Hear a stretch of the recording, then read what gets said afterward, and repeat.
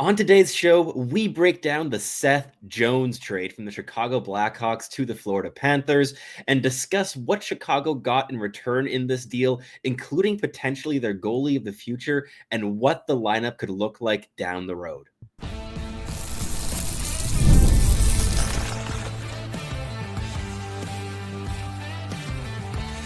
You are Locked On NHL Prospects, part of the Locked On Podcast Network. Your team every day. Hello, and welcome back to Locked On NHL Prospects, part of the Locked On Podcast Network, your team every day.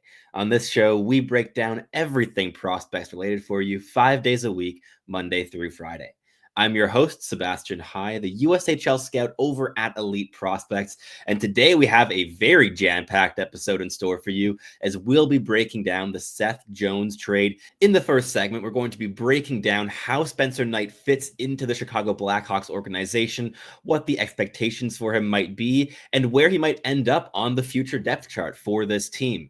In the second, we're going to be delving into what a 2026/2027 first-round pick might be, what Chicago can do with that, as well as discussing a little bit of the fit for Seth Jones in Florida. And last but not least, in the final segment, we'll be looking ahead into the future and theorizing what a future line combinations could look like for the Chicago Blackhawks in light of this recent trade, and now potentially the goalie of the future in store with the Blackhawks. But we have a jam-packed episode for you in store, so I hope you can make yourselves comfortable wherever or whenever you might be listening to this show. And let's just dive straight in here with the first segment, because Spencer Knight is a fascinating player who has been in talks in prospect circles for almost a decade at this point. This is a player that really broke onto the scene in his D-1 campaign with the NTDP, also playing half that season at the U18 level rather than just the U17s.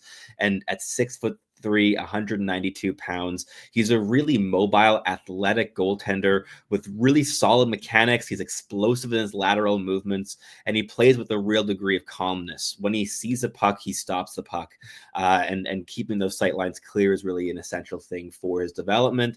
And he's going to have some more hurdles there this season, certainly with the Blackhawks blue line compared to Florida's for the rest of the season. So maybe don't expect his numbers to stick at a .907 save percentage for the rest of this campaign, like he started this year in 23 games with the Panthers with that .907 save percentage.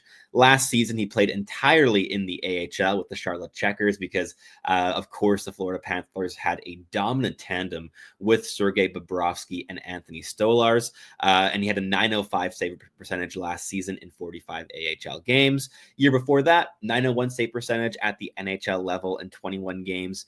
Year before that, .908 in 32 NHL games. So even though this is a 23-year-old netminder, he's had significant NHL experience in the parts of 3 different NHL campaigns, and that's including last season where he didn't even get into a single game at the NHL level. So a young goaltender with a lot of runway, a lot of these attributes that every single team is constantly looking for in their netminders, whether it be the size, whether it be that explosiveness, that agility, the athleticism, but also the mental side of the game, tracking pucks, keeping his eye out in passing lanes, and also having a very active stick in terms of using his stick to also block those cross seam passes nearer to his crease.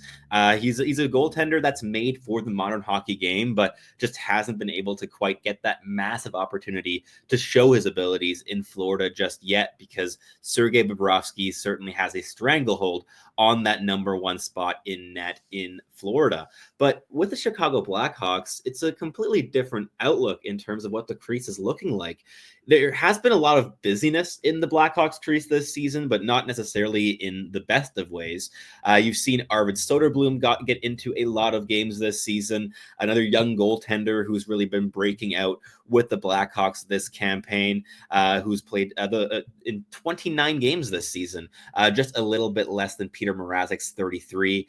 And Soderblom has a 906 save percentage, very comparable to what Spencer Knight has done, while Peter Mrazek has been falling off a little bit this campaign with an 890. Of course, the quality of defending in front of these goaltenders is not of the highest caliber, but I think that between Soderblom, who has a comparable amount of NHL experience to Spencer Knight, just a little bit less, but he's also a 25-year-old 6'3" netminder, so he has youth on his side. Between those two, I think that you have a really good young tandem to work with. Laurent Brossoit has yet to get into a single NHL game this season since being signed as a free agent in the offseason. So we'll see how that continues to develop for the Blackhawks. But in terms of the goaltenders currently healthy, I think that Soderblom and Knight would make a really intriguing pairing to move forward with the Chicago Blackhawks. Two young goaltenders. They're big, they're athletic, they're showing their abilities at the NHL level to play relatively consistent, solid, if not dominant hockey as of yet in their careers. And Spencer Knight definitely has the bigger profile of the two goaltenders. He's been a top prospect for such a long time, and he's a really big piece for Blackhawks fans to get back in this trade, and certainly a player I would expect Hawks fans to get excited about, because this is a type of goaltender that you haven't had in your organization of this caliber in a really long time. You're going back to Corey Crawford and that era of goaltending for a goaltender with the upside, the potential of a guy like Spencer Knight. Of course, it's never a guarantee, and developing as a goaltender is going to be more difficult in a team on a team like the Blackhawks than on the average NHL organization, because again, the defensive quality has been difficult this season, and it will only get worse with the loss of Seth Jones, who's been averaging about 25 minutes a night this season.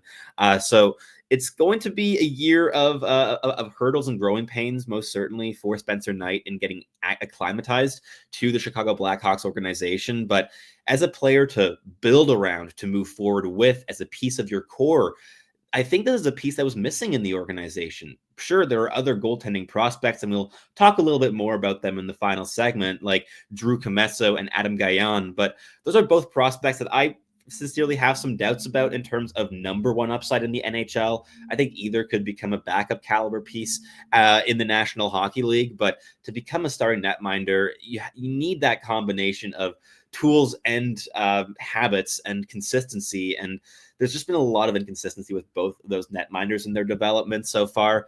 Adam Gajan is still a really raw goaltender in my view, and he's had his fair share of struggles this season adapting to college hockey, but I think that now with Spencer Knight in the organization, all the chips kind of fall into place of where they should be. Adam Gajan and Drew Commesso are good goaltending prospects to have in your depth chart, but I don't think that they should have been the top goaltending prospects in the Chicago Blackhawks organization.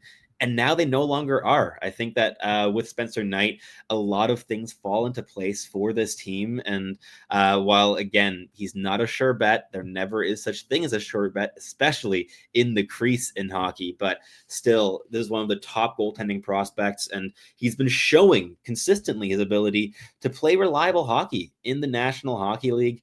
And with that, I think that Chicago did quite well in this trade. We're going to be delving in a little bit more as to how this trade looks beyond only Spencer Knight, because there are indeed more pieces here to discuss. But I think that this is perhaps the most interesting piece in terms of long-term outlook and what this does to change the construction of the franchise and the potential depth chart moving forward. And while Spencer Knight has played on a very good team for his young NHL career in Florida, he still has played in 103 NHL games, putting up a 906 save percentage and sporting a 56-33-8 record.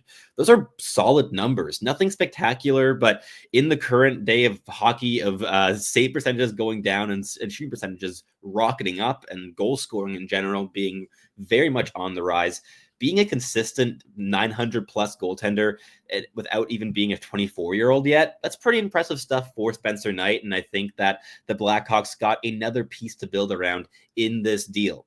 In the next segment, we'll be breaking down the trade from a Florida standpoint with Seth Jones, as well as discussing what that first round pick could look like. But first, a quick message from our sponsors. Looking for a snack that's both delicious and nutritious? Crack into a good source of protein with Wonderful Pistachios. Wonderful Pistachios is one of the highest protein nuts. Each 1 ounce serving has 6 grams of protein, giving you over 10% of your daily value. Plus, they're packed with fiber and better for you unsaturated fats to keep helping you feeling fueled for longer. Personally, I love the no shells variety. It's the perfect grab and go snack, whether I'm snacking at my desk, on a road trip, or simply need a quick protein boost. They're always my go-to. And if you love cracking open every single shell for that satisfying crunch, the in-shell varieties are a classic favorite. Get snacking and get cracking with a snack that packs a protein punch. Visit wonderfulpistachios.com to learn more.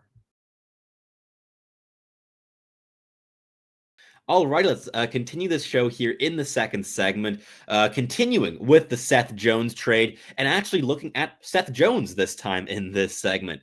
The Florida Panthers went out and made their team better. Something to note for the Florida Panthers perspective here is that in this trade, they are improving their playoff roster by adding a piece without taking a single piece out of it. Yes, Spencer Knight is in the lineup. He would have been the backup on the playoff run this season had he not been dealt.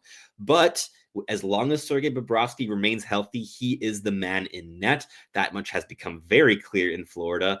And with this deal, you're adding a minute-munching top-4 defenseman in Seth Jones, who moves really well and will be able to settle into a role that's a bit closer to where his actual abilities should land him in an NHL lineup rather than playing 25 minutes a night. He'll probably be playing closer to 21, 22 with the Florida Panthers now that he's been dealt, and has guys like Aaron Ekblad and Gustav Forsling to compete with minutes for, and there's quality in that defensive core that just isn't there in Chicago. So he's going to fall closer to where he should be playing. With $2.5 million retained in this contract for Chicago, I think it makes so much sense for both teams.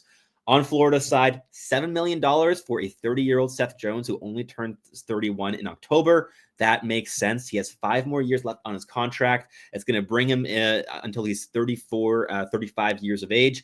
And I think at that point, he certainly will no longer be worth $7 million a year, but the Florida Panthers will have gotten all the value that they've desired out of this player. They got this guy in order to solidify their run this season, maybe next season as well, and the year after that. It's the 3-year window here with Seth Jones, and I think that they're going to be a lot more difficult to play against in the playoffs this season than they were 2 days ago, because Jones brings so much versatility and athleticism and defensive intelligence to the equation, while also sporting a heavy shot from the point, being able to quarterback a first or second power play. That is the kind of utility that Florida needs in its blue line in case an injury ever does pop up before the playoffs hit.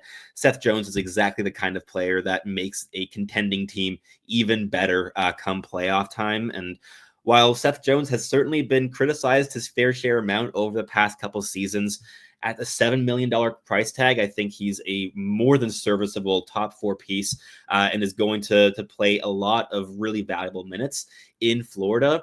And also with the price they're giving up a first-round draft pick where they also have an option. It's a 2026 pick, but they have an option to push that back to 2027 if they still want to trade that pick between now and next year's trade deadline.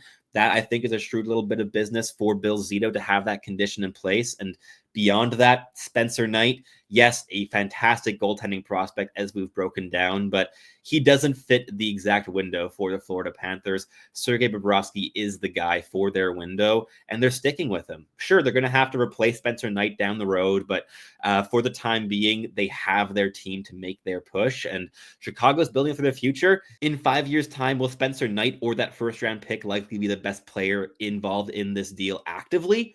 Probably, but Seth Jones isn't being acquired for 5 years down the road. He's being acquired for the here and now, and he makes Florida all the more potent as the likely winner of the Atlantic Division, giving them a better position for come playoff time. And again, all of those minutes in the playoffs, while also playing a playoff brand of hockey that he hasn't been able to show in the postseason for a handful of years now. He hasn't played all that much playoff hockey in his career, and Florida is now going to be the first time that he's playing on a perpetual contending team. I'm very curious to see how Seth Jones looks in this situation because it's something new for him. He's played a part in 5 different playoff series in his career between the Nashville Predators and Columbus Blue Jackets, but the last of those was in 2019-2020 with the Blue Jackets, just about a year and a half before he was dealt to the Chicago Blackhawks. So it's been a little while since he's gotten those reps in, but it also means he hasn't played super lengthy seasons in the last half decade. This isn't a guy who's been playing 100 games a year when you combine regular season and playoffs. So on that side, even though he has been a massive minute logger on the blue line, he hasn't been playing extended seasons for very long, and that I'm sure is also an attractive piece for the Florida Panthers. But to look at the Chicago Blackhawks perspective one more time here, let's switch our focus to that first round draft pick. So to reiterate, the first round pick has an option to be pushed back to 2027, but will be a 2026 pick if that is not used. And the 2026 draft class is an exciting one at the moment. We'll see if Florida will end up using that option or not. I have a sneaking suspicion that they will. So Chicago, you might have to wait to 2027 to use this pick, but I also wouldn't be shocked if this is a pick that ends up being flipped for the Blackhawks.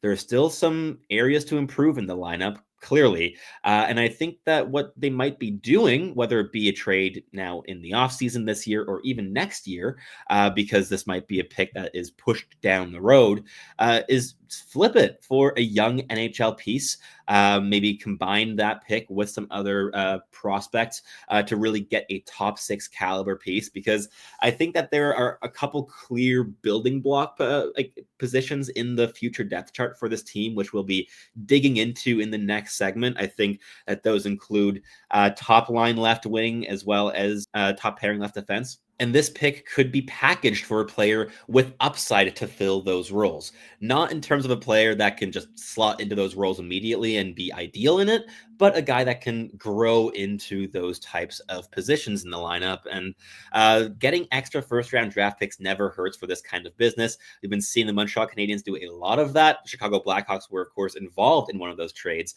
with the Kirby Dach deal a couple years back, which is aging relatively well for the Blackhawks here, with Frank Nazar being a core piece of this lineup moving forward, a player that we'll also be discussing in the next segment. But as a whole, this first round pick gives a lot of flexibility to Chicago in terms of the trade market, but they can also just use that pick in 2026 or 2027. It's never impossible that Florida ends up disappointing in 2027 if they decide to push that pick back one more season and trade that 2026 pick as well. So maybe you end up picking higher than in that 25 to 32 range on draft day. I wouldn't be expecting it because the Panthers have been perennial contenders for a little while now, but still, there's always potential for that pick to go higher up in the draft than you first expected to. So overall, I think it's a really good trade for the Chicago Blackhawks.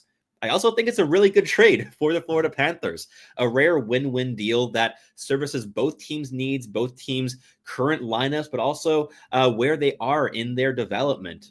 Florida gets better in the here and now. Chicago shores up their goaltending depth in the future and get their potential number 1 netminder for years to come, as well as another first-round draft pick, which are, of course, always some of the more valuable trade assets in the National Hockey League. But that wraps up this second segment. In the next one, we'll get digging into the potential depth chart for the Chicago Blackhawks moving forward in 3-4 years' time. But first, a quick message from our sponsors.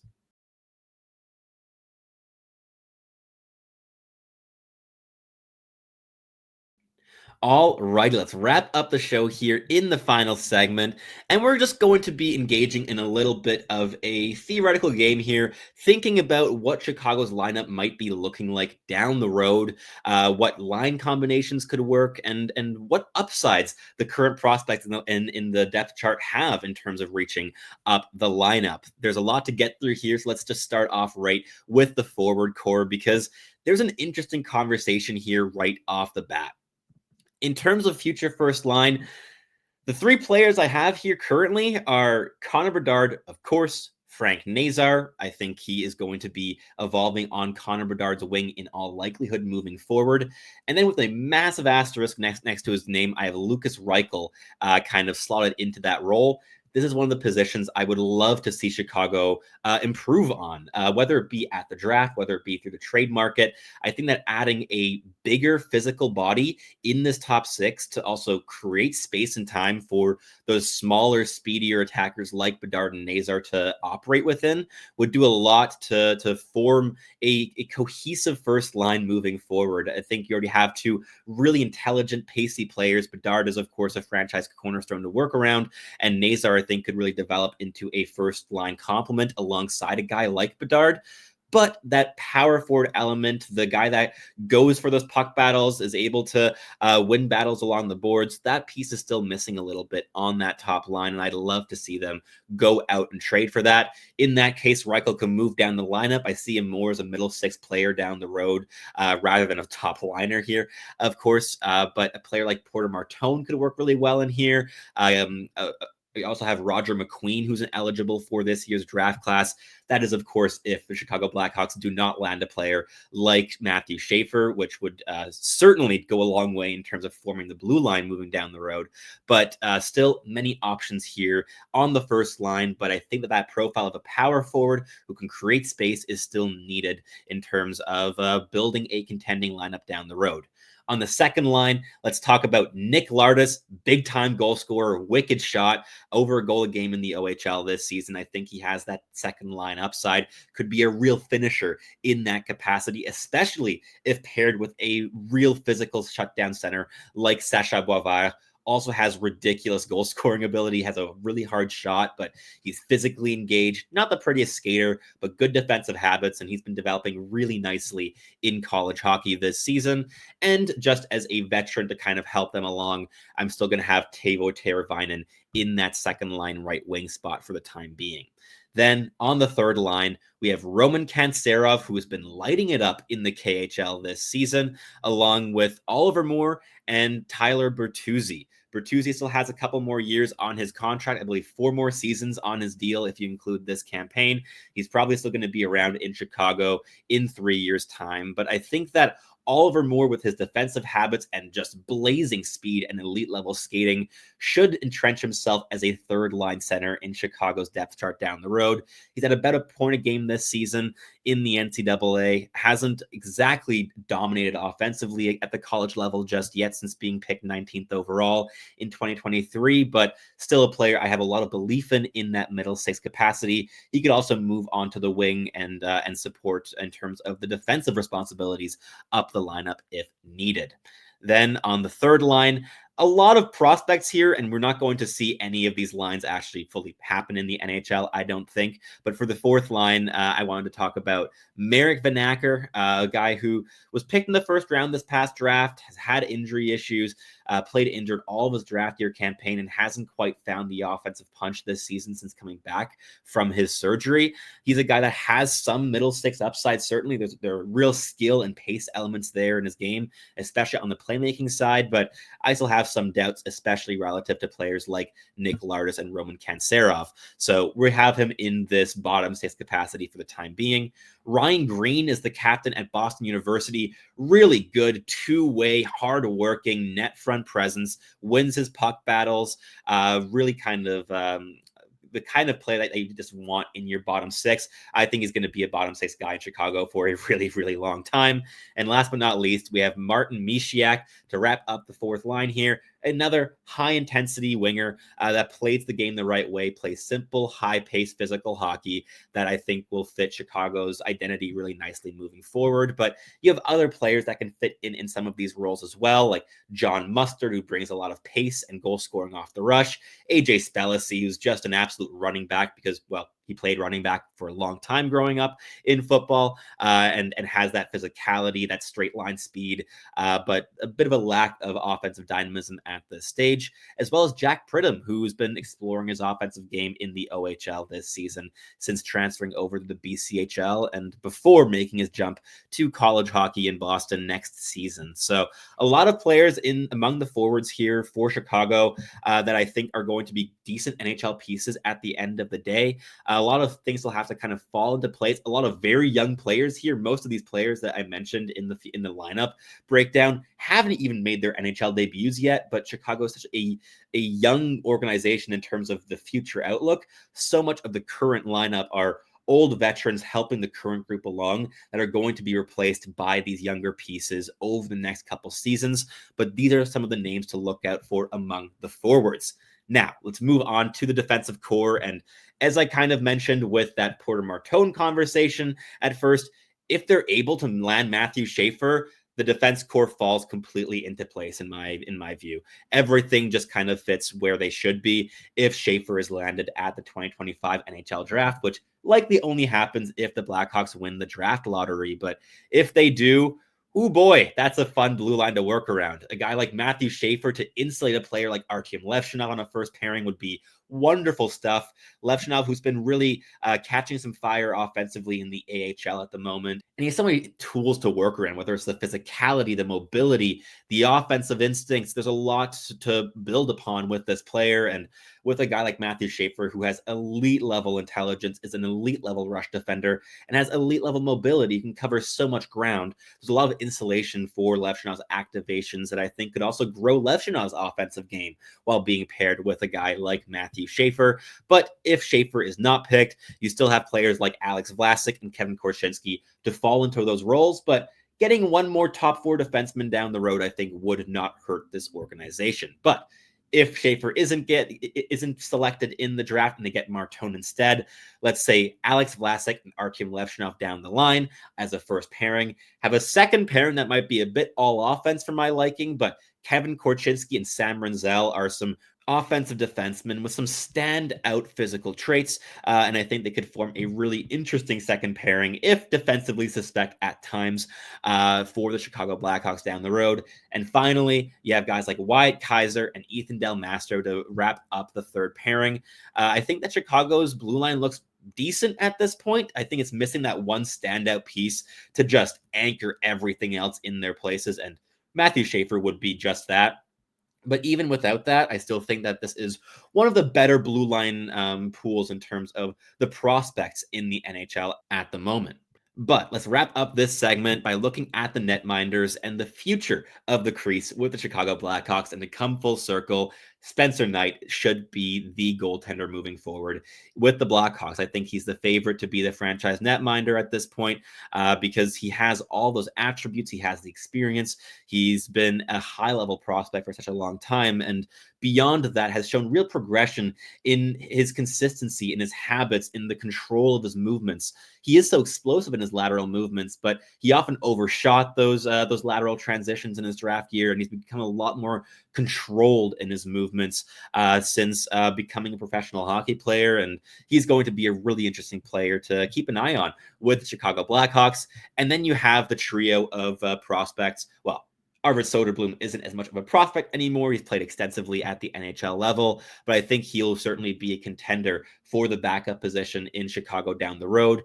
And you still have Adam Gajan and Drew Commesso as younger goaltenders with upside. Comesso's been playing in the AHL this season, whereas Gajan's been playing in college hockey.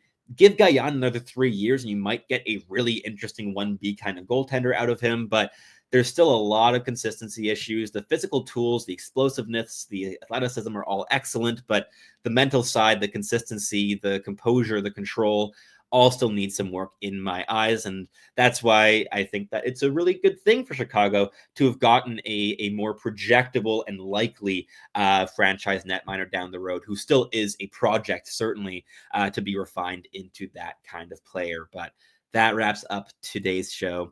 If you're a Chicago Blackhawks fan, please do let me know in the comments down below. What are your thoughts on this return? Are you happy to see Seth Jones gone? Are you excited for a future with Spencer Knight? Is that first round pick interesting to you, or is it kind of boring because it could be pushed to 2 years away? And that feels a long way away for a team that's so thick in a rebuild right now already.